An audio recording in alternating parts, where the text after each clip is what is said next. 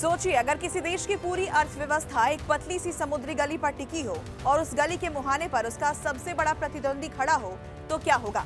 यही कहानी आज हिंद महासागर में लिखी जा रही है, जहां भारत एक ऐसा कदम उठाने जा रहा है जो आने वाले समय में पूरे एशिया का पावर बैलेंस बदल सकता है। इस मिशन का नाम है ग्रेट निकोबार आइलैंड प्रोजेक्ट। अब सवाल ये है कि आखिर ये प्रोजेक्ट इतना स्पेशल क्यों है और क्यों इसे भारत का समुद्र में अजेय विमान वाहक कहा जा रहा है। नमस्कार, बहुत स्वागत है आपका। मैं हूं पूजा और आप देख रहे हैं जी मीडिया का डिजिटल प्लेटफॉर्म। दरअसल दुनिया की सबसे बड़ी जियोपॉलिटिकल लड़ाई अब जमीन पर नहीं बल्कि समंदर में लड़ी जा रही है। चीन पिछले कई सालों से स्ट्रिंग ऑफ पर्ल्स रणनीति के तहत भारत को चारों तरफ से घेरने की कोशिश कर रहा है। श्रीलंका, म्यांमार, पाकिस्तान, इन सभी जगहों पर उसने बंदरगाह और इंफ्रास्ट्रक्चर तैयार किए हैं जो सिर्फ व्यापार के लिए नहीं बल्कि रणनीतिक रूप से भी बेहद अहम है। लेकिन अब भारत भी चुप नहीं बैठा है और उसने ऐसी चाल चल दी है ग्रेट निकोबार के रूप में। अब समझिए कि इस पूरे गेम का सबसे अहम हिस्सा क्या है, जिसे कहते हैं मलक्का जलडमरू मध्य यानी स्ट्रेट ऑफ मलक्का। ये एक बेहद संकरा समुद्री रास्ता है, लेकिन इसकी अहमियत काफी बड़ी है। चीन की लगभग 80% तेल सप्लाई और बड़ा हिस्सा व्यापार का यहीं से होकर निकलता है। यानी ये रास्ता चीन की अर्थव्यवस्था की लाइफलाइन है। और यहीं से आता है सबसे बड़ा ट्विस्ट। ग्रेट निकोबार आइलैंड ठीक इसी रास्ते के मुहाने के पास स्थित है। यानी अगर कभी युद्ध जैसे हालात बनते हैं तो भारत इस रास्ते पर नजर रख सकता है और जरूरत पड़ने पर इसे ब्लॉक भी कर सकता है। इसी डर को दुनिया मलक्का डिलेमा के नाम से जानती है।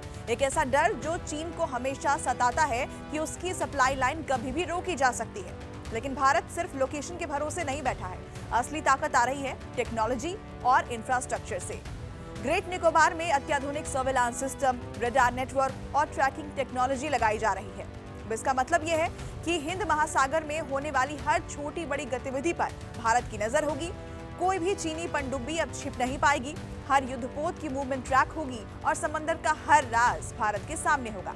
अगर सीधे शब्दों में कहें तो भारत समंदर में अपनी तीसरी आंख खोल रहा है। अब बात करते हैं इस प्रोजेक्ट के सबसे खास पहलू की, double use airbase. Great Nicobar में एक इंटरनेशनल एयरपोर्ट बनाया जा रहा है, लेकिन ये सिर्फ टूरिज्म के लिए नहीं है।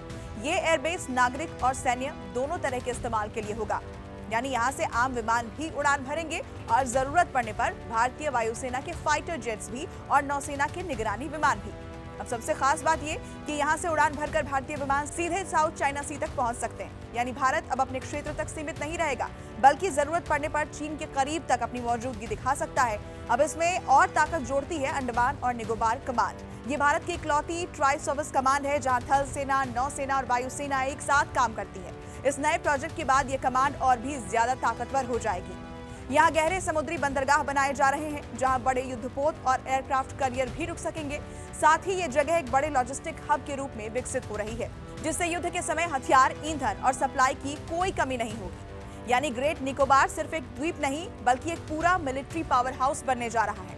अब अगर पूरे खेल को एक नजर में देखेंगे तो एक तरफ चीन है जो स्ट्रिंग ऑफ पर्ल्स के जरिए भारत को घेरने की कोशिश कर रहा है और दूसरी तरफ भारत है जो निकोबार के जरिए पूरे गेम को पलटने की तैयारी में है। ये प्रोजेक्ट भारत को सिर्फ डिफेंसिव नहीं बल्कि ऑफेंसिव पोजीशन में भी ला सकता है। अगर सीधे शब्दों में कहें तो ग्रेट निकोबार वो जगह है जहां से भारत चीन की आर्थिक और सैन्य नस को कभी भी दबा सकता है। और अगर भविष्य में हालात बिगड़ते हैं तो यही वो मोर्चा होगा जहां से तय होगा कि हिंद महासागर का असली बॉस कौन है। तो क्या भारत सच में साउथ एशिया का नया हॉर्मूज बना रहा है? क्या ये प्रोजेक्ट चीन की सबसे बड़ी कमजोरी बन सकता है? ये सवाल अभी खुले हैं, लेकिन इतना तो तय है कि समंदर में चल रही ये शतरंज अब और भी ज्यादा दिलचस्प होने वाली है। अगर आपको ये एक्सप्लेनर वीडियो पसंद आया हो तो वीडियो को लाइक करें, शेयर करें। शुक्रिया।